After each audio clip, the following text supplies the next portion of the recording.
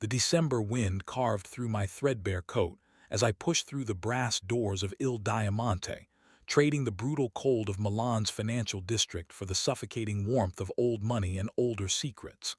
My fingers were still numb from the tram ride, but I forced them steady as I tied my apron, checking my reflection in the polished mirror by the service entrance.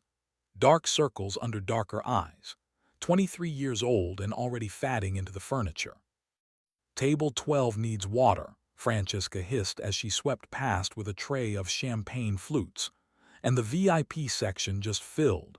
Don't look directly at them. I never did. That was the first rule of survival in places like this. Be invisible until needed, then vanish the moment you're not. I wove between tables of sleek suits and surgical faces, refilling glasses, clearing plates, absorbing their conversations like background noise. The restaurant hummed with power, the kind that didn't need to announce itself, that simply rearranged the world to its preference. The VIP section occupied the back corner, separated by frosted glass that turned the diners inside into elegant shadows. I'd worked here 6 months and never once crossed that threshold. Tonight, the maitre d' was sweating despite the air conditioning, his usual composure fractured by whoever sat beyond that glass. My phone buzzed in my pocket. I ignored it, then it buzzed again and again. "Excuse me." A hand lifted table 8, a regular who liked his espresso scalding and his bill discreet. I smiled, nodded, turned toward the kitchen. The phone vibrated against my hip like a trapped bird. My grandmother never called unless something was wrong. I ducked into the small hallway near the restrooms, my heart already racing. 3 missed calls. I pressed dial with shaking fingers. "Nana," the word came out in Romanian before I could stop it, my native tongue spilling out in panic. "Si essa întâmplat." Her voice was weak, threaded with pain. The hospital. Complications. They needed authorization for the specialist, but the insurance wouldn't cover it, and the doctor was talking about palliative options instead of treatment, and "Total va fi bine," I whispered, lies wrapped in love. "Everything will be fine. I'll figure it out, I promise." I ended the call and pressed my forehead against the cool wall, doing the math I'd already done 100 times. My savings wouldn't cover a week of specialist care. The loans I'd applied for had been denied. I was watching my grandmother die in real time, killed not by disease but by mathematics. When I returned to the floor, the restaurant had shifted. The energy was different, tighter, more alert. 2 men in expensive overcoats stood by the entrance, their eyes moving in professional sweeps. Security, I realized. Private, not venue. "The VIP section needs immediate service," Francesca said, her voice strained. "Carlo's handling it, but they asked specifically for someone who speaks English. Your accent's better than mine." I nodded, grabbed a tray of San Pellegrino, and approached the frosted glass. A man in a black suit opened the door before I could knock, another security detail, his jacket cut to conceal but not quite hide the weight at his hip. The temperature inside the private room was different, colder, despite the fireplace. 4 men sat around a table set with untouched courses, their conversation paused mid-sentence by my entrance. 3 of them barely glanced at me. The 4th looked up and the air left my lungs. He was younger than I expected, mid-30s perhaps, with the kind of face that magazines would call chiseled and priests would call dangerous. Dark hair swept back from a widow's peak, sharp cheekbones, eyes the color of espresso, and just as bitter. He wore a suit that cost more than my annual rent, charcoal wool that moved like water when he shifted in his chair. "English?" he asked, his accent placing him as local but educated abroad. "Yes, sir." "Good," he gestured to the table. "We'll have the Barolo, the 16 if you have it, and clear these plates, no one's eating anyway." I moved through the routine with muscle memory, hyper-aware of the silence as I worked. These weren't businessmen celebrating a deal. This was a negotiation that had stalled, tension coiled beneath expensive cologne and careful postures. The terms are non-negotiable, one of the other men said in Italian, assuming I wouldn't understand. Your father would have. My father is dead. The dangerous one's voice didn't rise, but the temperature dropped another degree. You're negotiating with me now, and I have significantly less patience for games. I kept my face blank, my movements efficient. Invisible. That was the key.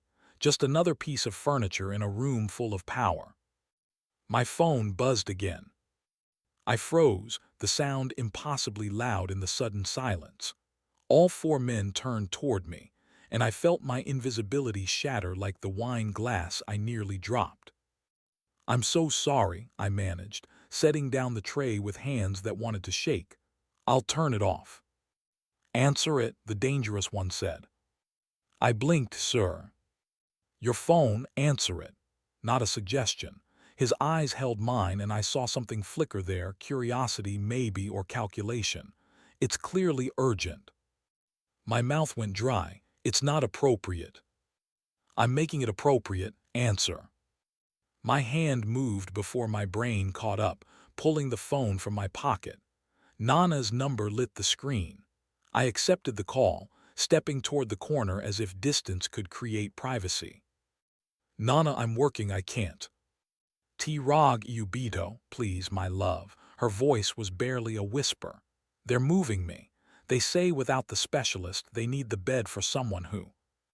Oprest, stop. Don't say it, I'll fix this. I'll come tonight after my shift and we'll. Knew my temp, there's no more time. The words hit like a fist to the stomach. I turned away from the table, pressing my palm against my eyes, trying to hold back the tears that would get me fired and solve nothing. I'm sorry, I whispered in English, forcing my voice steady. I have to go. I ended the call and turned back to face the room, already composing my resignation. I'd figure out another job, another way. There was always another way, even when there wasn't. The dangerous one was watching me with an expression I couldn't read. You speak Romanian. Not a question, I nodded. Fluently. It's my first language. Something shifted in his face, not quite a smile but close. He glanced at the man beside him, said something too quiet for me to hear, then stood. The movement was fluid, controlled, and suddenly he was crossing the small space between us, his presence overwhelming in proximity. What's your name? Ilinka, sir. Ilinka? He said it correctly, the stress on the first syllable, the C soft. I'm Alessandro Carta, and I believe we can help each other. I must have looked as confused as I felt, because his almost smile deepened. I have a business problem, he said quietly, his voice pitched for my ears alone. I need someone who speaks fluent Romanian, who understands discretion, and who won't ask unnecessary questions. Based on what I just witnessed, you need money. Urgently. My heart hammered against my ribs. I don't. I'm not propositioning you, he interrupted, and despite everything, I believed him. I'm offering you a job. Temporary, well-compensated, and entirely legitimate. You'd work as a translator and assistant for a series of business meetings over the next 2 weeks. In return, I'll pay you €50,000, half up front, half upon completion. The number didn't make sense. It was too much, which meant the job was too dangerous, which meant I should walk away immediately. And if I say no? Then you say no. He reached into his jacket, pulled out a card embossed with a phone number. But your shift ends at midnight, and your grandmother doesn't have until morning, so I'd suggest you decide quickly. He pressed the card into my palm, his fingers warm against my frozen skin, then stepped back. The advance will clear any medical bills and secure the specialist. The rest will set you up wherever you want to go after this is done. Think of it as compensation for the risk of working with people like me. People like you. His smile was sharp enough to cut. People who solve problems, signorina, often messily, always expensively. But I keep my word and I protect my assets. If you work for me, your grandmother gets the best care available. If you don't, I wish you luck with the insurance companies." He returned to his seat, dismissing me without another glance.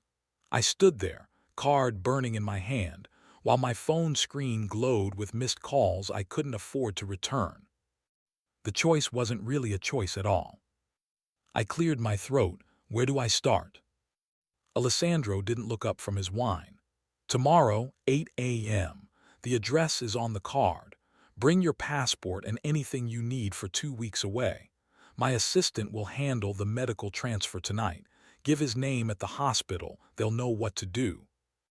I turned to leave, my mind already spinning through implications and consequences, when his voice stopped me at the door. "Ilinka, the word you said on the phone. Oprest, stop." He set down his glass. "In the future, when working for me, you'll need to be more careful about what you say and when, even in Romanian." My blood ran cold. "You speak enough to survive. My father believed in understanding your partners before they understand you." His dark eyes held mine. "That was your first lesson. Tomorrow will begin the rest." The door closed behind me with a soft click, and I stood in the bright, false warmth of the restaurant proper, holding a stranger's card and the feeling that I'd just signed something far more binding than a contract. Francesca found me 10 minutes later, still standing in the hallway. "You okay? You look like you've seen a ghost." I shook my head, slipping the card into my pocket. "Just a long night." But as I finished my shift, as I took the tram to the hospital and watched the doctors accept Alessandro Carta's assistant's call with sudden deference, as a world-renowned specialist appeared within hours to examine my grandmother with gentle efficiency, I knew the truth. I hadn't seen a ghost. I'd seen my future, and it wore an expensive suit and carried the weight of decisions I couldn't yet name. The question was whether I'd survive long enough to regret it. I didn't sleep. Instead, I sat beside Nana's bed, watching the specialist's treatment take hold, her breathing easing from desperate gasps to something almost peaceful. The hospital room that had felt like a cell now felt like sanctuary, private, warm, equipped with machines I couldn't have afforded in a lifetime of double shifts. "Cine Estelle. Who is he?" Nana's voice was stronger already, her eyes sharp despite the medication. "A businessman," I said carefully. "I'm going to work for him just temporarily." She studied my face the way she'd studied tarot cards back in Bucharest, reading futures in the pattern of worry lines. "Barbata, ca el nu engajaza fate ca tine pentru triba obișnuită. Men like that don't hire girls like you for ordinary work." "I know. Dar tu mergi oricum, but you're going anyway." I took her hand, paper-thin skin over bird-bone fingers. "I'm going anyway." She was quiet for a long moment. Then, "His name, Carta, I knew that name once, a long time ago." Her eyes drifted closed. "Be careful, Iubita. Old debts have long shadows." I wanted to ask what she meant, but she'd fallen asleep, her face relaxed in a way I hadn't seen in months. Whatever Alessandro Carta was, criminal, savior, or some dangerous combination, he'd given me this. My grandmother breathing easy, time I couldn't have bought with anything but surrender. At 7:30 the next morning, I stood outside an address in Brera, the city's most exclusive neighborhood. The building was 19th century elegance, all carved stone and iron balconies, the kind of place where even the doorman wore better clothes than I owned. I checked the card 3 times before pressing the bell. The intercom crackled. "Signorina Ruse." "Cool." "Yes. 5th floor." The elevator was older than my grandmother, all brass and mirrors and the scent of lemon oil. I watched my reflection multiply into infinity, this girl in a borrowed coat and shoes she'd resoled twice, rising toward a world she didn't belong in. The doors opened directly into an apartment. No hallway, no buffer, just straight into a space that redefined wealth in terms I hadn't known existed. Floor-to-ceiling windows overlooked a private courtyard, furniture that belonged in museums, art on the walls that might actually be from museums. A woman in her 40s, elegantly dressed in gray, stood waiting.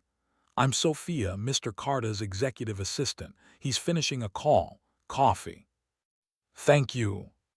She led me through to a kitchen that looked like it had never seen actual cooking, all marble and steel. The coffee she poured was better than anything I'd served at Il Diamante. I cradled the cup, grateful for something to do with my hands. "Your passport." Sophia held out her hand, professional but not unkind. I gave it to her. She photographed it with her phone, then returned it. "The contract is straightforward, 2 weeks, translator and assistant services, 50,000 euros total. 25,000 has already been deposited in an account we've opened in your name. The details are here." She slid a folder across the counter. I opened it to find bank statements, a contract in clean Italian and English, a schedule of meetings in locations I'd only seen in magazines. Bucharest, Geneva, Vienna. Private jets and five-star hotels, and the kind of discretion that cost more than the visible expenses. "You'll accompany Mr. Carter to all meetings, translate as needed, and handle any communication in Romanian. You'll stay in a secure location with full security detail. Your grandmother's care is covered separately. Here's the documentation for that." Another folder. This one showed a transfer to the hospital, a contract with the specialist, arrangements for a private facility if needed. More money than I'd earn in 5 years, spent with the casual efficiency of someone signing a lunch receipt. "Why?" I asked. "Why so much for translation?" Sophia's smile was thin. "You're not being paid for translation, Signorina. You're being paid for discretion, availability, and the understanding that what you see and hear in the next 2 weeks remains confidential. Forever. That's worth considerably more than language skills. And if I break that confidence, then you discover why Mr. Carter's reputation for solving problems is so well-deserved." She said it pleasantly, like discussing the weather. "But you won't. He's an excellent judge of character." Alessandro appeared in the doorway, dressed more casually than last night, dark jeans, a black sweater that probably cost more than my rent. His hair was damp, and I caught the scent of his cologne, something woody and expensive that seemed designed to announce presence without effort. "Ready?" he asked. I wasn't, but I nodded anyway. "Good, we leave in 20 minutes. Sophia, the Bucharest files." "In the car." He turned to me. "You'll need different clothes. Sophia will take you shopping this afternoon. For now, you're fine, but tonight's dinner requires something more formal. Consider it part of the compensation package." I bristled despite myself. "I can dress myself." "I'm sure you can, but you can't dress yourself for the places we're going without 3 months' salary, and I don't have time to wait." His tone was matter-of-fact, not cruel. "This isn't about you. It's about context. You need to look like you belong, because if you don't, people will ask questions, and questions complicate business. Understand?" I understood. I was being packaged, presented, made into a prop for whatever game he played. But the alternative was watching Nana die, so I swallowed my pride and nodded. "Good, bathroom's through there if you need it. We have a car waiting." The bathroom was larger than my entire apartment, all marble and gold fixtures and towels so soft they felt illegal. I stared at myself in the mirror, still me, still the girl who took the tram and counted coins and lived in the spaces between other people's wealth. But something in my eyes had changed. A decision made, a line crossed. I splashed water on my face and went to meet my new employer. The car was a black Mercedes with privacy glass and seats that felt like clouds. Alessandro sat beside me, scrolling through his phone, while a driver I wasn't introduced to navigated morning traffic with professional efficiency. We weren't going to the airport, I realized. We were going somewhere else first. "Where are we?" "Your apartment," Alessandro said without looking up. "You'll need to pack. Sophia will help. 15 minutes, essentials only. Anything you can't live without for 2 weeks." I tried not to think about him seeing my cramped studio, the water stain on the ceiling, the radiator that only worked when it wanted to. But when we arrived, he stayed in the car, giving me privacy I hadn't asked for but desperately needed. Sophia moved through my space with quick efficiency, helping me pack my few decent clothes, my grandmother's photo, the book of poems I'd carried from Romania.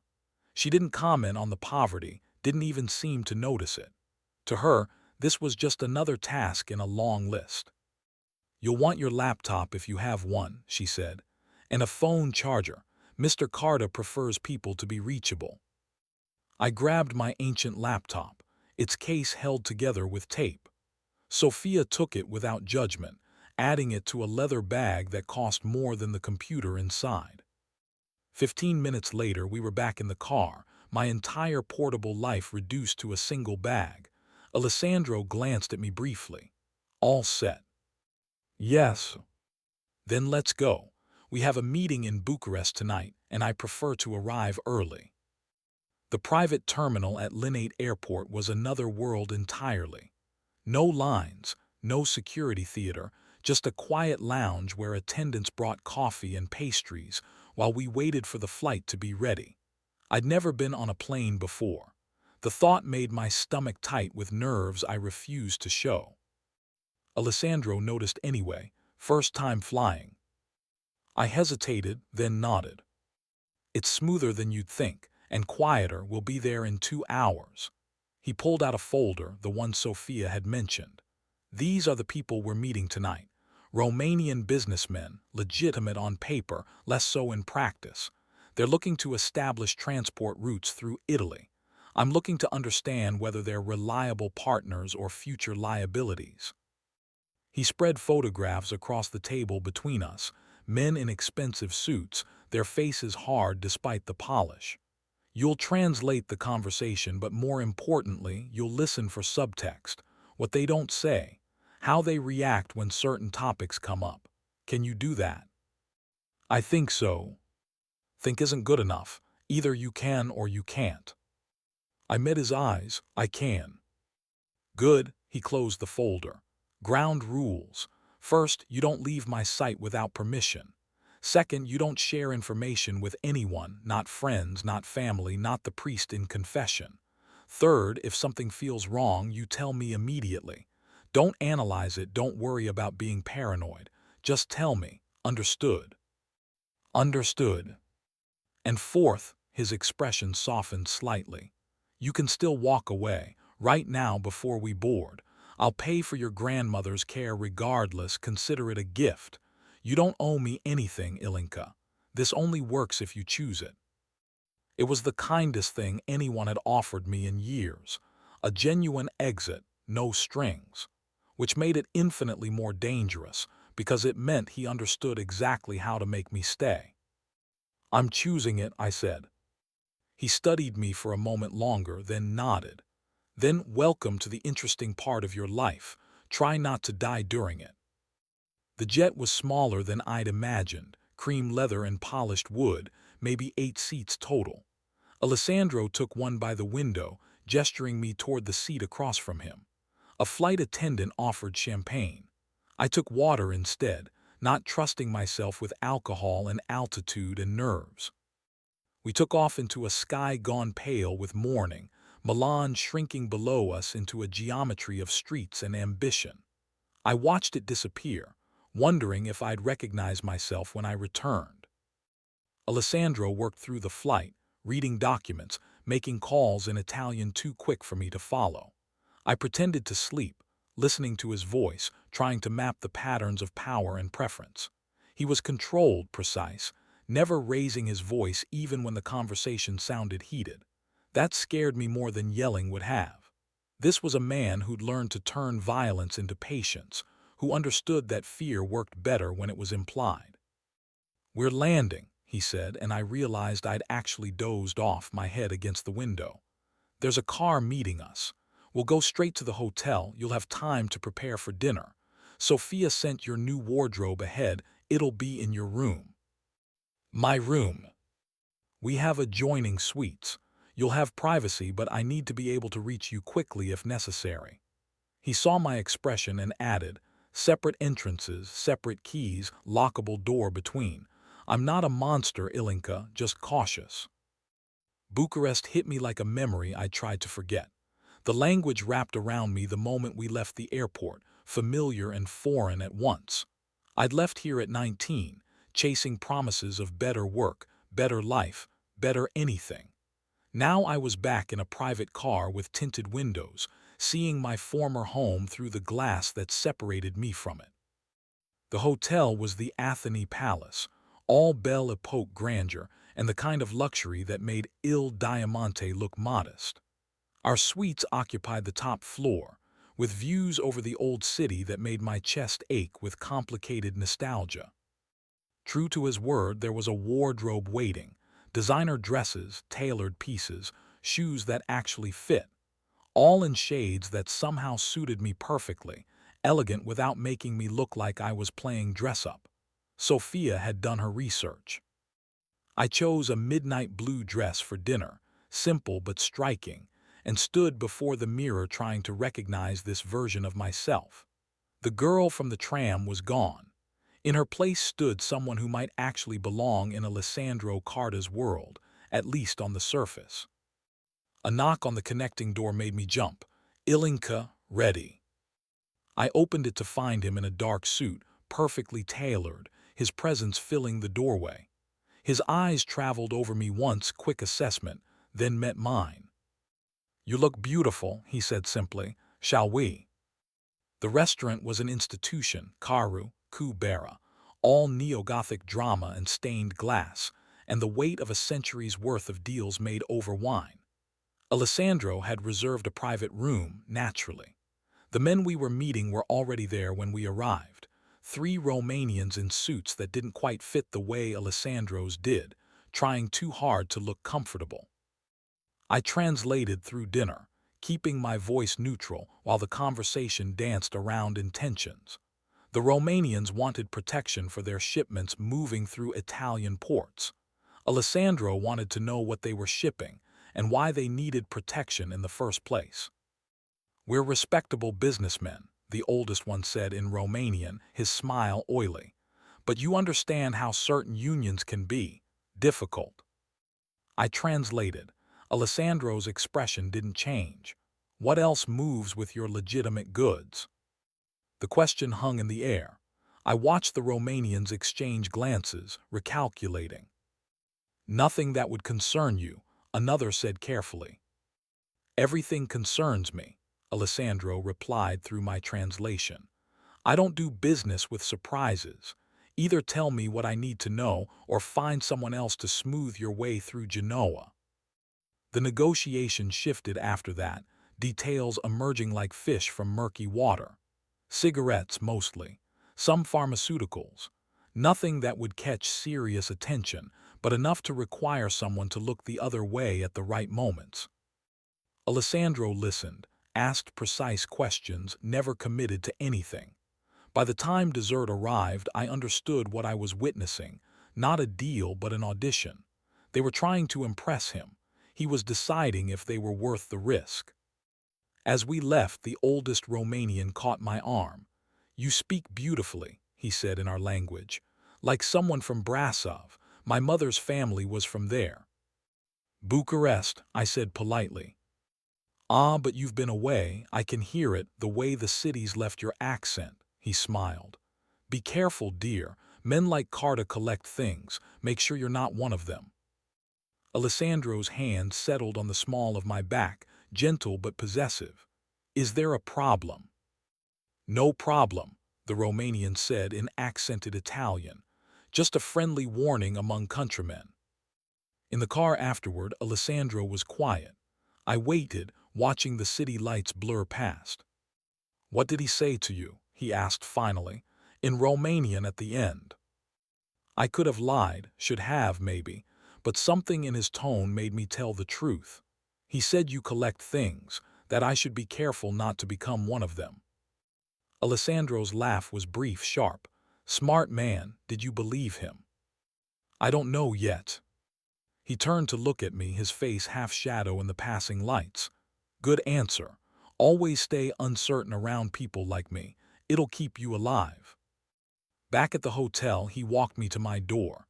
You did well tonight, better than well. They'll think you're a trophy, which makes them comfortable, which makes them careless. We'll use that. Use it how? They'll call with better terms tomorrow. They always do once they think they understand the dynamic. He paused. Get some rest. Tomorrow we go to Geneva, and those meetings will be significantly less friendly.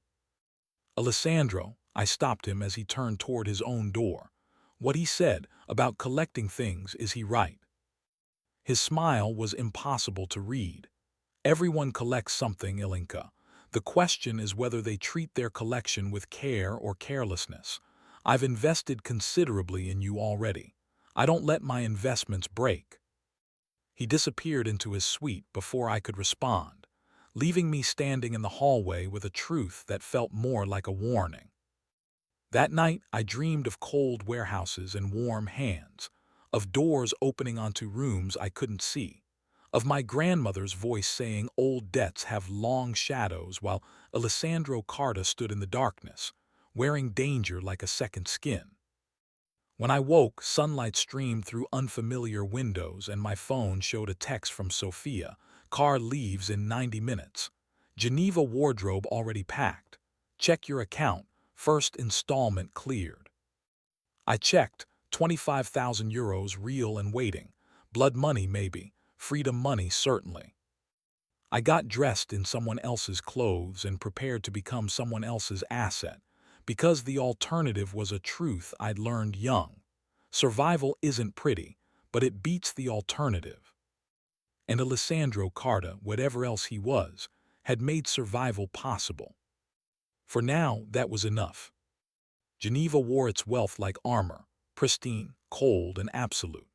The meetings here occupied a conference room in a private bank, the kind with no sign outside and clients who arrived through underground parking. I translated while Alessandro and his counterparts negotiated terms that had nothing to do with money and everything to do with spheres of influence, protection territories, the careful choreography of organized crime pretending to be legitimate business. The Swiss were different from the Romanians, older, more refined, their violence so deeply buried it might as well have been respectable. They spoke French primarily, but switched to Romanian occasionally, testing whether I was decoration or asset. She's very young, one said in Romanian, studying me over reading glasses, and very pretty. Does she understand what she's translating? I kept my face neutral. Alessandro didn't even glance at me. She understands everything necessary. A dangerous combination, the Swiss man replied. Beauty and knowledge, your father preferred his people less conspicuous. My father preferred many things I don't, Alessandro said coolly. Ilinka, please translate what Monsieur Laurent just said, precisely. I did. The Swiss man's expression shifted. Surprise, respect, or maybe just recalculation. Bien, he said. Then let us speak plainly. Your expansion into our territories has been noted. We're not opposed, but we require certain assurances. The girl, for instance, her presence suggests you're serious about the Romanian connections, but we need to know she's bound to you properly. Bound, I echoed in translation, though the word's implications made my skin crawl. Alessandro's hand found mine under the table, his grip firm. She's under my protection. That should be sufficient assurance. Protection is temporary. We prefer more permanent arrangements. Then you prefer wrong, Alessandro said flatly. Next topic. The meeting continued, but I felt the shift. They'd tested his commitment to me, found it solid enough to move forward. I was a marker now, a visible sign of Alessandro's intentions. The thought should have terrified me. Instead, I felt strangely secure, like standing in a storm knowing someone had built a wall between you and the wind. That evening, Alessandro took me to dinner at a restaurant carved into a mountainside, all glass and views and food so beautiful it seemed criminal to eat. We sat by the window, the city spreading below us like scattered diamonds. "You handled today well," he said, pouring wine I didn't remember ordering. "Laurent was trying to unsettle you. He does that, looks for weak points, exploits them. You didn't give him any." "He thinks we're together," I said, romantically. "I know. You didn't correct him." Alessandro's smile was slight. "Because it's useful. As long as they think you're my lover, they'll assume you're compromised emotionally, which means they'll speak more freely around you. They'll think you're blind to my flaws, loyal to a fault. Let them think it. And if they try to use me against you, then they'll discover how comprehensively I protect things that belong to me." He said it casually, sipping his wine. "Eat, Ilinka. The venison here is exceptional." I picked at my plate, my appetite complicated by implications. "Your father, Monsieur Laurent mentioned him. What happened?" Alessandro was quiet for a long moment. "He was killed 3 years ago. A deal that went sideways, a partner who decided transition of power was an opportunity for renegotiation. I disagreed with that assessment." "You killed him." "I made certain decisions." His eyes met mine. "And I ensured those decisions had consequences that discouraged similar choices from others. That's how this world works, Ilinka. Violence isn't the point, stability is. But sometimes violence is the tool that creates stability." "That's a justification, not a philosophy." "Perhaps," he smiled. "But it's kept me alive and in power for 3 years, which is longer than most predicted. And it's put the best doctor's money can buy at your grandmother's bedside. Morality is expensive, and someone has to pay the cost." I thought of Nana, breathing easily in her private room, of the specialist who'd appeared like magic, of my own account, heavy with money I hadn't earned through any legitimate means. "I'm already compromised," I said quietly. "Aren't I, just by being here?" "We're all compromised by our choices. The question is whether we own them or pretend they own us." He pushed his plate aside, attention fully on me now. "I gave you an exit, Ilinka. I meant it. You can still leave. I'll ensure your grandmother's care continues, no strings. But if you stay, you need to accept what that means. You're not a victim of circumstance anymore. You're a willing participant. That distinction matters." "To who?" "To you, when you're lying awake at 3 a.m. wondering if you're a good person." His smile turned sad. "Trust me on this. I've spent many nights having that conversation with myself." The vulnerability in his voice was unexpected, real. For a moment, I saw past the armor, past the suits and the power and the casual control, to someone younger than his years should allow, someone who'd inherited a legacy he might not have wanted but had claimed anyway. "Why me?" I asked. "Of all the translators in Milan, why offer this to me?" "Because you answered your grandmother's call in the middle of a shift that could have gotten you fired. Because when I tested your language skills, you didn't try to hide what you understood. Because you asked what would happen if you said no, which meant you were thinking about consequences, not just opportunities." He leaned forward. "And because when I offered you an exit tonight, you looked me in the eye and asked why I was doing this instead of just taking the escape. You're curious, brave, and desperate enough to be useful, but not so desperate you're reckless. That's rare." "You mean I'm controllable?"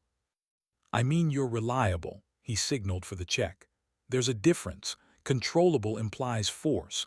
Reliable implies trust. I'm investing in the latter." Back at the hotel, I stood in my suite, looking out over Geneva's ordered perfection, and called the hospital. Nana was sleeping, the nurse said. Comfortable, stable, showing improvement. The specialist was pleased. I ended the call and caught my reflection in the dark window. This girl in borrowed elegance, standing in a luxury suite, bankrolled by a man whose business card should have come with a warning label. The connecting door between our suites was closed but not locked. I could hear Alessandro moving around on his side, the low murmur of a phone call in Italian. Tomorrow we'd fly to Vienna, more meetings, more translations, more careful dances around the truth of what we were doing. I should have felt guilty. Instead, I felt efficient, useful, chosen. Old debts have long shadows, Nana had said. I wondered whose debt I was paying, and whether the cost would be worth the currency of my grandmother's survival. My phone buzzed, a text from Sophia. Vienna schedule attached. Gala tomorrow night formal, wardrobe already arranged. P.S. You're doing great. I smiled despite myself. Doing great at what, exactly? Becoming an accessory to organized crime, translating conversations that would make prosecutors salivate, or just surviving in a world where survival required compromise. The connecting door opened. Alessandro stood in the doorway, still dressed but with his tie loosened, looking human in a way he didn't during business hours. "Can't sleep?" he asked. "Too much to think about." "That'll pass. Eventually you just accept the strange as normal." He leaned against the doorframe. "Sophia says you're doing well. I agree, for what it's worth." "It's worth quite a lot, apparently. 25,000 euros and counting." His smile was genuine this time. "You'll earn it. Vienna's going to be challenging. There's a rival there. Dmitry Volkov, Russian, thinks he should control the routes we're negotiating. He'll try to intimidate you, probably. Maybe threaten. Don't let him. And if he does more than threaten, then he'll discover why people prefer negotiating with me instead of testing me." Alessandro pushed off the doorframe. "Get some sleep, Ilinka. Tomorrow requires you at your best." He closed the door, leaving me alone with views I couldn't afford and thoughts I couldn't escape. I dreamed of Nana that night, young and healthy, standing in our old apartment in Bucharest. "Tai Vandut," she asked. "Did you sell yourself?" "No," I replied. "Myem kumparat in apoy." "No, I bought myself back." She smiled then, sad and knowing. "Assista est, la cat costa." "That's the question, at what price?" I woke before dawn with the answer I couldn't voice. Whatever the price, I'd already agreed to pay it. Vienna announced itself in architecture, empire and elegance, history written in stone and gilt.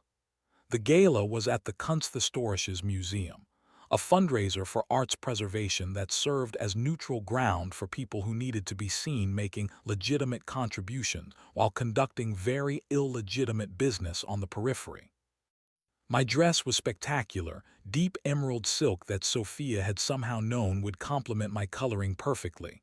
Diamonds at my throat, borrowed but real, catching light like frozen stars. I looked expensive. I looked owned. Both were intentional. Alessandro wore black, severe and perfect, his presence turning heads as we entered. His hand rested on my back, proprietary and protective, steering me through crowds of wealth so old it had forgotten its origins. "There," he murmured, nodding toward a man near the Baroque fountain. "Dmitry Volkov. He'll approach within 10 minutes. Be polite, be distant, and translate every word exactly." Volkov was younger than I'd expected, maybe 40, with pale eyes and a smile that never reached them. He appeared beside us with the inevitability of bad weather. "Carta," he said, his Italian accented but fluid. "You're predictable. Beautiful venues, beautiful companions, beautiful empty gestures toward legitimacy. Volkov, you're consistent. Threats disguised as observations, envy disguised as dismissal." Alessandro's tone was pleasant. "I'd introduce you to Ilinka, but I suspect you've already researched her thoroughly." "Romanka," Volkov said, switching languages smoothly. "From Milan's restaurant scene to Switzerland's private banks. Quite the career trajectory. Tell me, dear, do you understand what you're translating, or is ignorance part of your charm?" I kept my voice level. "I understand perfectly, including the part where you're trying to make me feel small so I'll doubt my employer. It's not working." His smile widened. "She has spine, how refreshing. Carta, we should talk privately, without the decoration." "Ilinka stays," Alessandro said. "Then we have nothing to discuss." "Then enjoy the champagne." Alessandro guided me away, his hand firm but not urgent. "Don't look back. Let him wonder if he bothered you." He didn't. I know, but let him think it anyway. We circulated through the gala, Alessandro making polite conversation while I translated occasional Romanian from businessmen who thought their language was safe. It wasn't. By the end of the evening, Alessandro had 3 new pieces of information he shouldn't have had, all because men assumed pretty girls were ornamental. We were heading to the exit when Volkov appeared again, this time flanked by 2 men trying hard to look casual. Carta, one more moment. Alessandro sighed. Dmitri, don't ruin a pleasant evening. The Romanian roots. I'm making you an offer. Withdraw your bid, acknowledge my territory, and there won't be complications. Complications. Regulatory attention, unfortunate audits, perhaps some trouble with your Italian permits. Volkov's smile was knife-thin. Or maybe complications for your lovely translator. So many things can happen to young women in foreign cities. The temperature dropped. Alessandro's expression didn't change, but I felt the shift in him, predator assessing threat. Ilinka, he said quietly, go wait by the car now. I hesitated. His hand squeezed my arm once gentle. Now. I walked away on unsteady heels, every instinct screaming to look back. But I didn't. I reached the car, where the driver was already waiting, and climbed inside. 5 minutes later, Alessandro emerged, straightening his cuffs. He slid into the car beside me, his breathing slightly elevated, a small split on his knuckle that hadn't been there before. Are you? Fine. He pulled out his phone, made 2 calls in rapid Italian. Volkov just made a very expensive mistake. By morning, he'll discover 3 of his subsidiaries are under investigation for tax fraud. His Swiss accounts are frozen pending review, and his partners in Prague have decided working with him is more trouble than profit. He won't bother us again. You did all that in 5 minutes. I started doing it 3 days ago when I learned he'd be here. Tonight just gave me the excuse to execute. He looked at me. He threatened you, Ilinka. That's not a complication, that's a line, and I don't let people cross it without consequences. The car moved through Vienna's evening streets, and I realized what I'd just witnessed. Not protection, but possession. Alessandro had defended me not because it was right, but because I was his, and damaging his assets had costs. You're thinking loudly, he said. I'm thinking I've become a reason for violence. You've become a reason for clarity. There's a difference. He pressed a handkerchief to his split knuckle. Volkov's been probing my boundaries for months. Tonight he found one. Better he learned it through financial pressure than something messier. Is there always going to be something messier waiting? Yes. His honesty was brutal. This world doesn't reward peace. It rewards strength tempered by strategic patience. You don't have to like it, but you do have to accept it if you're staying in it. And if I want out? Then we finish the 2 weeks and you walk away with money and knowledge and a very carefully maintained distance from me. No obligations, no threats, just a business transaction that ended. He turned to look at me. But I don't think you want out. I think you're realizing you're good at this, and that scares you more than the danger does. He was right. I'd navigated tonight's gala like I belonged there, had stood up to Volkov without flinching, had watched Alessandro dismantle a threat with 3 phone calls, and felt not horror but satisfaction. Whatever innocence I'd carried from my old life was dissolving, replaced by something harder and more pragmatic. I hate that you're right, I said finally. I know, but hating it doesn't make it less true. He closed his eyes, exhaustion showing for the first time. 2 more cities, then we're back to Milan, almost done. But I wondered if done was even possible anymore, or if I'd crossed too many lines to find my way back to the girl who'd answered a phone call in a restaurant and accidentally sold her soul for her grandmother's survival. The hotel suite was dark when we returned. Alessandro walked me to my door, paused.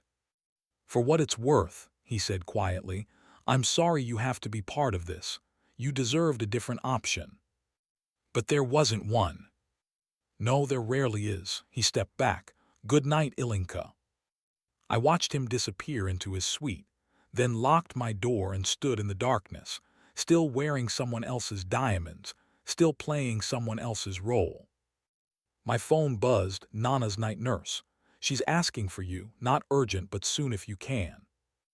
I booked a flight for the morning before the next meeting, texted Sophia the change. She replied instantly, approved. Alessandro says take the car, be back by evening.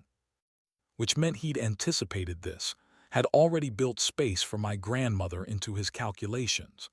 I didn't know whether that made him kind or terrifyingly thorough. Maybe both, maybe that was the point. I changed out of the gala dress, hung it carefully, and lay in bed watching Vienna's lights paint patterns on the ceiling. Somewhere in this city, Dmitry Volkov was discovering the cost of threats. Somewhere in Milan, my grandmother was sleeping peacefully because I'd made a deal with a man who solved problems through money and force and careful orchestration of consequences. Old debts have long shadows. I was beginning to understand what she'd meant. Alessandro's father, her family, threads connecting past to present, debts transferring across generations. I'd thought I was trading my time for her care, but maybe the transaction was older than that, deeper than I'd understood. Maybe I hadn't been hired at all. Maybe I'd been collected, a debt coming due. The thought should have terrified me. Instead, it felt like clarity, the missing piece that made everything else make sense. I fell asleep planning questions I'd ask Nana tomorrow, seeking truths I wasn't sure I wanted to find. Outside, Vienna kept its secrets behind imperial facades, just like everyone else in Alessandro Carta's world. Just like me. The flight back to Milan was short, and the hospital smelled like antiseptic and false hope, but Nana's room was different, warmer, brighter, equipped with care that came from depth of pocket rather than desperation. She was sitting up when I arrived, color in her cheeks that had been absent for months. Iubita, she breathed, reaching for my hands. Look at you, all dressed up like a lady. I tried to dress down, but even my casual clothes now were nicer than anything I'd owned 2 weeks ago. I borrowed them. Ah, borrowing, her smile was knowing. From Alessandro Carta, yes, the man who pays for all this. I nodded, pulling a chair close to her bed. Nana, you said you knew his name, his father's name. What did you mean? She was quiet for a long moment, her fingers tracing patterns on my palm. Your grandfather, my Andre, he worked for the Carta family, long ago in Bucharest when they had operations there. Protection, transport, the usual business. He saved old Carta's life once, took a bullet meant for him. The family paid his medical bills, set us up in a new apartment, gave him a pension. A debt, I said. More than debt, obligation, honor between thieves. She coughed and I helped her sip water. When Andre died, I thought the obligation ended, but these families, they remember. They keep ledgers across generations. You think Alessandro knew about this when he hired me? I think Alessandro Carta doesn't do anything without research. Her eyes were sharp despite the illness. He knew exactly who you were, Iubita, granddaughter of the man who saved his father's life. Maybe he thinks he's repaying a debt. Maybe he's claiming one. Either way, you were never random.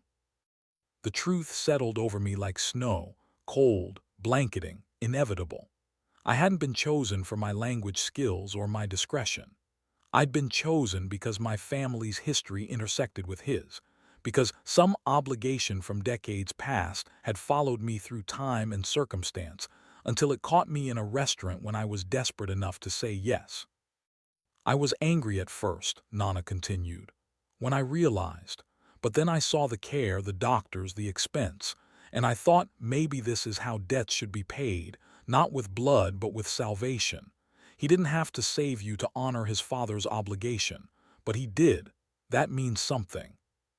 It means I'm leverage. It means you're valuable. There's a difference. She pulled me closer. Listen to me. Men like Carta, they live in a world where everything is transaction. But how they conduct those transactions, whether with cruelty or care, that reveals who they are. He could have bought your compliance with threats. Instead, he bought your grandmother's survival with generosity. That's not leverage, Iubita. That's character. I wanted to argue, but I thought of Alessandro's split knuckle defending me, his careful orchestration of my exits, the way he'd given me choices even when they cost him convenience. Nana was right. He'd bought my loyalty not through force but through making the alternative unbearable in its kindness. "What do I do?" I asked. "You finish what you started. You take his money, help his business, and when it's done, you decide if you want to stay in his world or return to yours. But you do it with eyes open, understanding that debt flows both ways now. He owes you for your service. You owe him for my care. When the ledger balances, then you're free to choose without obligation." She smiled. "Unless you choose not to be free. Some cages are gilded for a reason." I stayed until visiting hours ended, holding her hand, listening to her stories about my grandfather's work for the Cartas, piecing together a history I'd never known existed. By the time I left, the sunset painted Milan's skyline in shades of amber and warning. The car was waiting, and Sophia had texted the Vienna hotel address. I had 2 hours to process what I'd learned before facing Alessandro with the truth of what I now knew.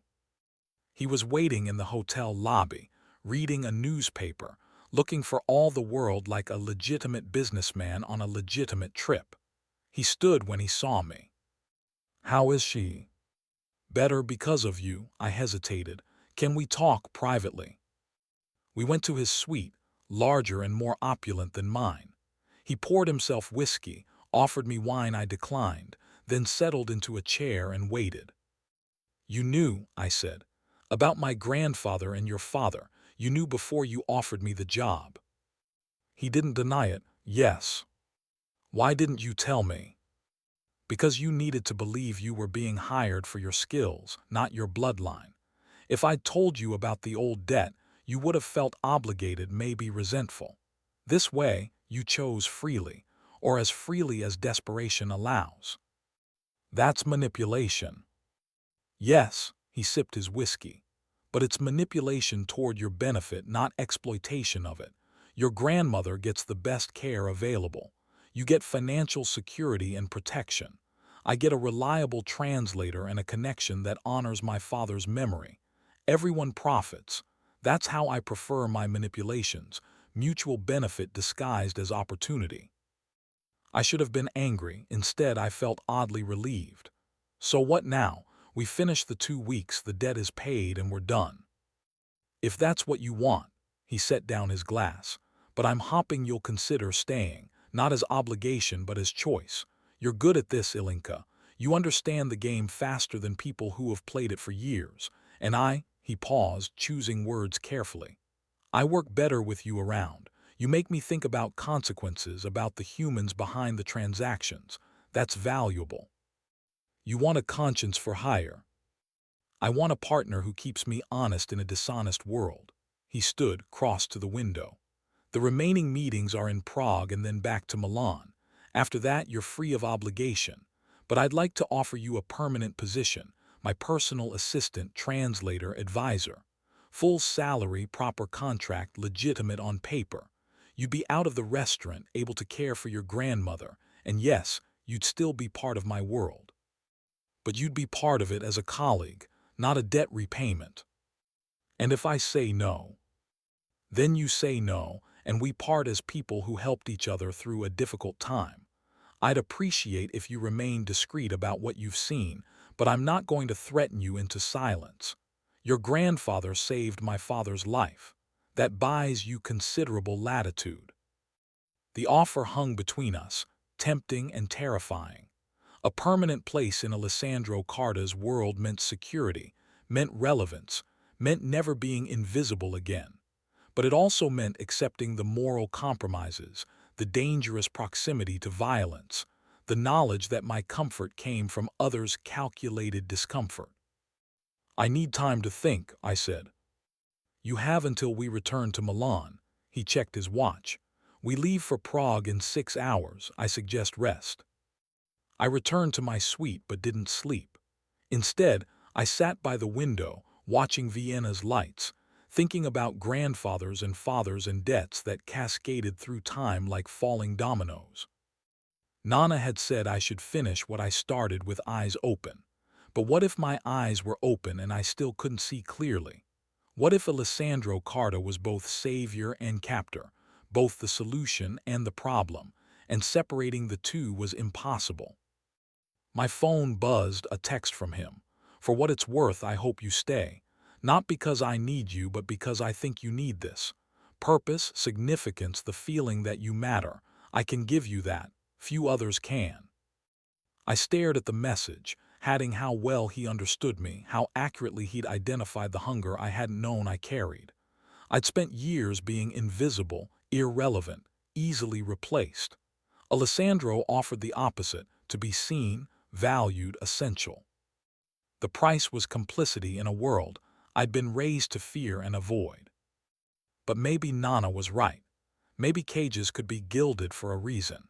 Maybe choosing the cage with full knowledge of its bars was its own kind of freedom. I texted back, "I'll give you my answer in Milan." His response came immediately, "Fair enough. Sleep well, Ilinka." I didn't sleep well. I dreamed of my grandfather taking a bullet, of my grandmother young and scared, of debts written in blood and repaid in mercy, of Alessandro Carta standing at the center of a web I was just beginning to understand. When morning came, I dressed in Vienna's borrowed elegance and prepared for Prague, for the final meetings, for the conclusion of a transaction that was really just the beginning of something I didn't have words for yet. Outside my window, the sun rose over a city of empires and endings, and I wondered which one I was walking into. Prague was all Gothic spires and ancient beauty, secrets written in stone. The meetings here were smaller, more intimate, just Alessandro and a Czech businessman who ran logistics across Eastern Europe, moving goods that thrived in the gray spaces between legal and profitable. I translated through dinner, through coffee, through a walk along the Charles Bridge while tourists snapped photos and didn't realize they were witnessing a negotiation that would shape smuggling routes for the next 5 years. The Czech was cautious, professional, and by the end, satisfied. He and Alessandro shook hands beneath a statue of a saint, and I felt the weight of another successful transaction, another step deeper into a world that should have repelled me but instead felt increasingly natural. "That's it," Alessandro said as we walked back toward the hotel, the vault of a river dark beside us. "Last meeting done. Tomorrow we return to Milan and you give me your answer." "What if I don't have one?" "Then I'll wait until you do. I'm patient when it matters." He slowed, looking out over the water. "Do you regret it, these 2 weeks?" I thought about it honestly. No, I thought I would, but I don't. I feel useful, important, seen. Those aren't small things. No, but they come with costs. Everything does. The question is whether the value exceeds the price. He turned to face me. "You've seen what I do, how I operate. You've met the people I negotiate with, the world I live in. If you stay, this is your life now. The luxury, yes, but also the danger, the moral compromises, the knowledge that your comfort is built on others' calculated discomfort. Can you live with that?" Could I? A month ago, the answer would have been no. Now, after 2 weeks watching my grandmother heal, after discovering I was good at navigating dangerous rooms and reading dangerous men, after feeling valuable for the first time in my adult life, the answer felt less certain. "I don't know yet," I admitted. "Then think about it tonight.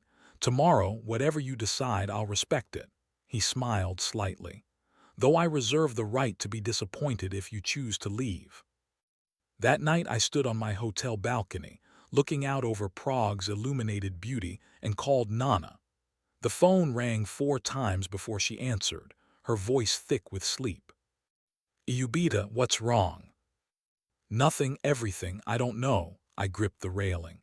"He wants me to stay permanently, not as debt but as employee, maybe partner. I'd be part of his world for real." She was quiet for a long moment. "What does your heart say?" "That I want to say yes. That this is the first time I've felt like I matter, but my head says I'm compromising everything I was raised to believe. Your grandfather, he felt the same way, torn between the life he'd been raised for and the life that gave him purpose. In the end, he chose purpose. He chose to matter even if it cost him innocence. Her voice softened. You're not bad for wanting this, Ilinka, you're human.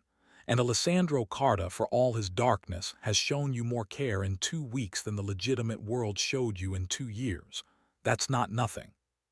So you think I should say yes? I think you should choose what feeds your soul, not what soothes your conscience. Consciences can be retrained. Souls know what they need, she coughed softly. But whatever you choose, I'm proud of you. You survived Iubita. That's the victory no one can take. We said goodnight, and I stood in Prague's cold air, watching the city breathe and settle. Tomorrow I'd return to Milan, give Alessandro my answer, and either step fully into his world or walk away from the best opportunity I'd ever had. The choice should have been harder, but as I stood there I realized Nana was right. My soul already knew. It had known since the night in the restaurant, when Alessandro's hand had pressed a card into mine and offered salvation disguised as employment. I'd just been too scared to admit it until now. Milan welcomed us back with rain, the city washing itself clean while we landed at the private terminal and drove through slick streets to Alessandro's building in Brera. He didn't push for an answer during the flight, gave me space to think while we traveled in comfortable silence. I'll have Sophia bring your things to my office, he said as we pulled up. Whenever you're ready, we'll talk. I followed him upstairs, shedding the wet coat, accepting the espresso Sophia offered with maternal efficiency. Alessandro's office was exactly what I'd expected. Dark wood, leather, art that was probably priceless, windows overlooking the Brera district's beautiful architecture. He sat behind his desk, gestured me to the chair across. So, your answer. I'd rehearsed this moment a dozen times, planned the words, the conditions, the boundaries I'd need. But sitting there, looking at him across the desk that separated employer from employee, I realized I didn't need the speech. I just needed the truth. I'll stay, I said, but with conditions. He nodded. Name them. First, I want autonomy. I'll work for you, translate for you, advise you, but I won't be owned. You don't control who I see, where I go, what I do outside work hours. Agreed. Second, I want education. Business degree, languages, whatever I need to be genuinely good at this, not just useful because I'm desperate. I'll arrange it, anything else. Third, I want boundaries.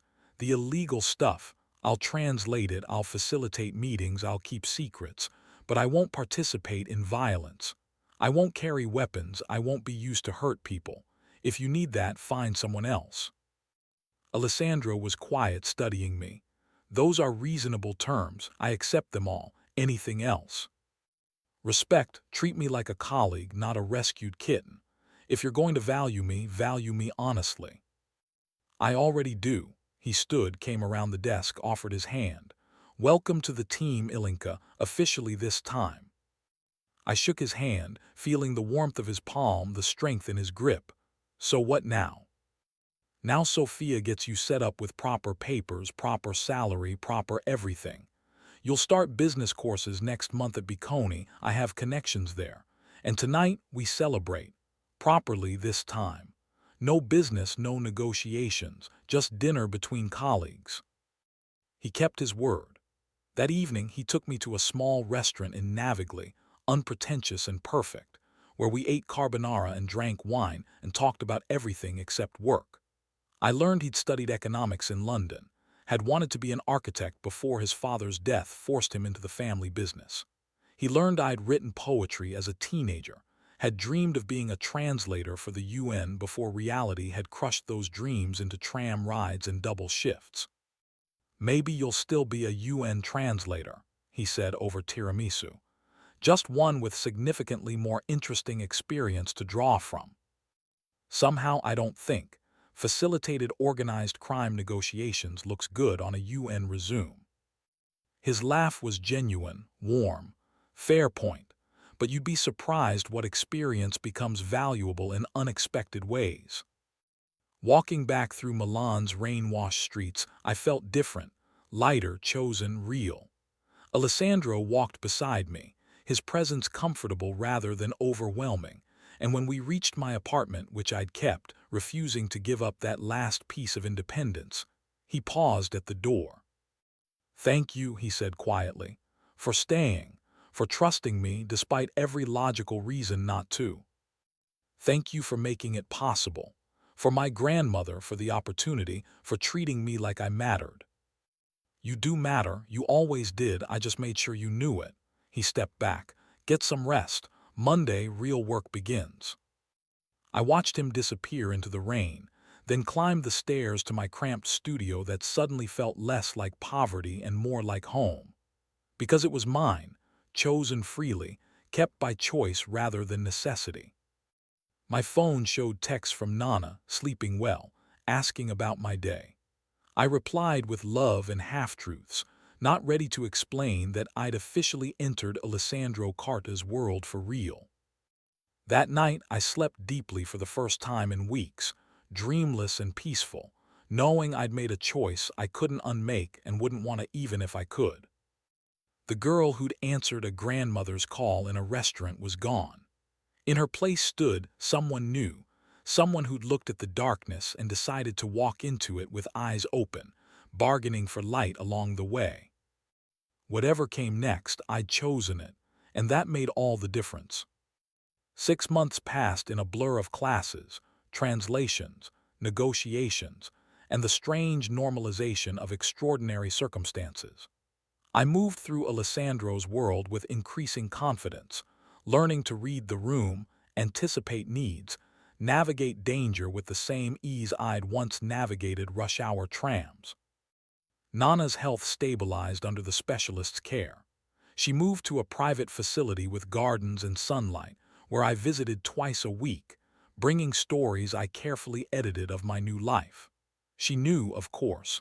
Nana always knew. But we maintained the fiction that I was just a well-paid assistant, nothing more complicated than that.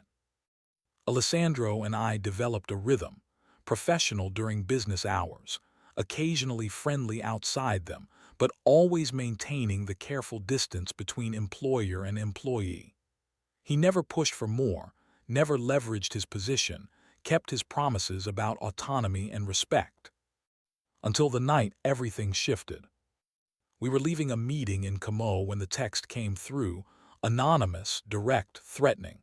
"Your Romanian pet is attractive. Shame if something happened to her." Alessandro's expression turned to ice. He made 3 calls in rapid Italian, his voice controlled but deadly, then turned to me. "We're moving you, tonight. Until I neutralize this threat, you're not safe in Milan." Who?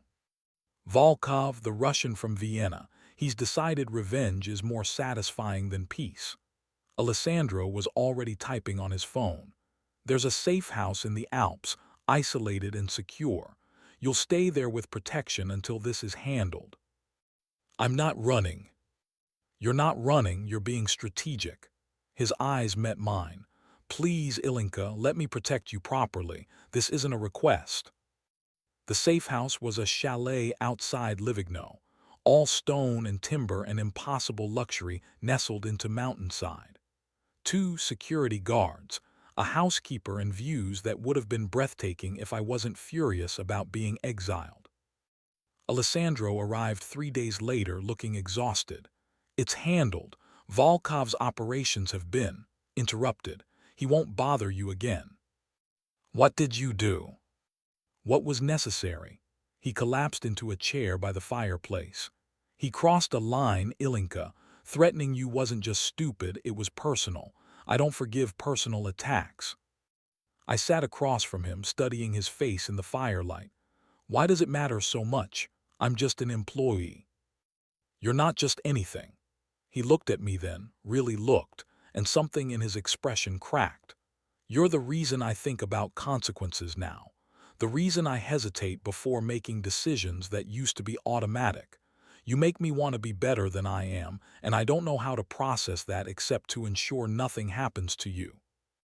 The confession hung between us, more vulnerable than anything he'd shown me before. I should have pulled back, maintained professional distance. Instead, I found myself leaning forward. "Alessandro, I'm not asking for anything," he interrupted. "I'm just explaining why I overreacted, why I'll always overreact when it comes to your safety. Because somewhere in the last 6 months, you stopped being an employee and became—" He stopped, shook his head. "Something I don't have words for yet." "A weakness?" I asked, echoing Volkov's old insult. "A priority." He stood, paced to the window.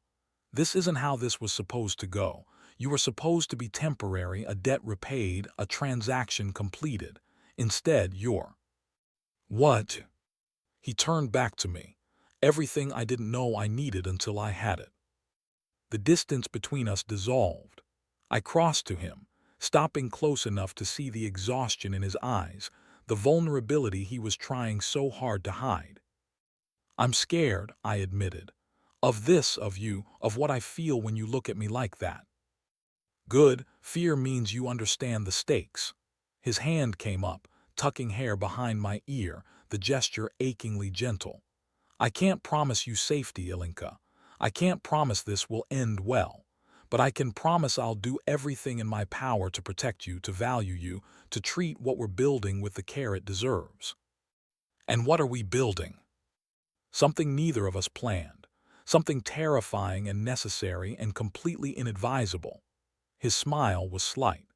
"But I stopped making purely logical decisions the night you said 3 words that froze a restaurant and changed my entire trajectory." I kissed him before I could talk myself out of it, soft, brief, a question more than an answer. He froze for a heartbeat, then kissed me back, his hands framing my face with surprising tenderness for someone so dangerous. When we broke apart, he pressed his forehead to mine. "This complicates everything." "I know. We should probably stop." "Probably." Neither of us moved. The fire crackled. Outside, mountains stood ancient guard. Inside, 2 people who'd started as employer and employee admitted they'd become something else entirely, something without rules or precedent or clear boundaries. "I need you to understand," Alessandro said quietly. "If you choose this, choose me, you're choosing everything that comes with it. The danger, the scrutiny, the knowledge that people will try to use you against me. I can minimize the risk, but I can't eliminate it. You need to go in with eyes open." My eyes have been open since the night we met. I've just been pretending I didn't see clearly. I stepped back, creating space to think. "But I need something from you too. I need to know this isn't just convenience, that I'm not just useful, I'm chosen. Because if this is about possession or control or strategy, I need to know now before I—" "Before you what?" "Before I fall completely for someone who can't fall back." His expression softened. "Ilinka, I fell 6 months ago. I've just been trying to climb back up and failing miserably. You're not convenient, you're catastrophic. You've disrupted every carefully maintained boundary, made me question decisions I never questioned before, made me want things I'd convinced myself I didn't need. You're the opposite of convenient. You're essential. And that's terrifying." The confession was more honest than I'd expected, raw enough to hurt. I thought of Nana's words, "Some cages are gilded for a reason." Maybe the cage was mutual. Maybe we'd trapped each other through care masquerading as professional distance. "So what now?" I asked. "Now we go back to Milan. We figure out what this is, slowly and carefully. We maintain boundaries in public, explore possibilities in private. And we accept that this is messy and complicated and possibly doomed, but also possibly worth every complication." He pulled me close again. "Unless you want to run, I'd understand. This life isn't easy." "I'm not running. I've never run from anything that scared me, including you." His smile was real, unguarded. "Then we're both fools, but at least we're fools together." We stayed in the mountains 3 more days, not hiding but recalibrating, learning how to be colleagues and something more simultaneously. He taught me about his business, the parts he'd kept shielded before, not the violence but the logistics, the deals that bordered legitimacy, his plan to slowly shift operations toward legal fronts while maintaining enough underground presence to stay protected. It's a transition that takes years, he explained over morning coffee, mountain spread before us. My father built an empire on shadows. I'm trying to build one that can stand in sunlight. But you can't abandon the shadows all at once. The people who live there will pull you back down. So you exist in both. I exist in the margin between them, and you help me stay human while I do it. He squeezed my hand. That's not small, Ilinka, that's everything. When we returned to Milan, nothing changed and everything changed. Publicly, we remained professional, Alessandro Carta and his valued assistant. Privately, we became something neither of us had words for yet, not quite lovers, not quite partners, but something in between that felt both dangerous and right. Nana saw it immediately. "Ah," she said when I visited, her knowing smile lighting her face. "You've chosen." "Chosen what?" "The storm. You've decided to dance in it rather than watching from safety." She pulled me close. "Good. Safe is overrated. Purpose matters more." "Are you saying I should be with him?" "I'm saying you already are. Now you're just making it official." She patted my hand. "Your grandfather, he used to say, better to be essential to someone dangerous than irrelevant to someone safe. You, Iubita, have made yourself essential to the most dangerous man I know. That's a kind of power if you use it wisely. And if I don't? Then you'll learn, painfully probably, but you'll learn." Her smile faded. "I don't have much time left, you know. The specialist is good, but he's not magic. Months maybe, not years." The truth hit like ice water. "Nana." I'm not afraid. I've lived well, loved deeply, and I'm leaving you secure. That's more than most get." She cupped my face. "But I need you to promise me something. When I'm gone, you don't use grief as an excuse to run from what you've built. You stay, you fight, you choose the life that makes you feel alive. Promise me." I promised through tears, and she held me while I cried. This woman who'd raised me and sacrificed for me, and was now giving me permission to be happy even as she prepared to leave. Alessandro found me in the courtyard afterward, red-eyed and wrecked. He didn't ask, just pulled me close, let me cry into his expensive suit, held me until the storm passed. "She's dying," I finally managed. "I know," the specialist told me. His hand moved through my hair. "We'll make sure she's comfortable, hospice care, whatever she needs, and when it happens, you'll take whatever time you need." "You already arranged it, didn't you?" The moment I learned the prognosis.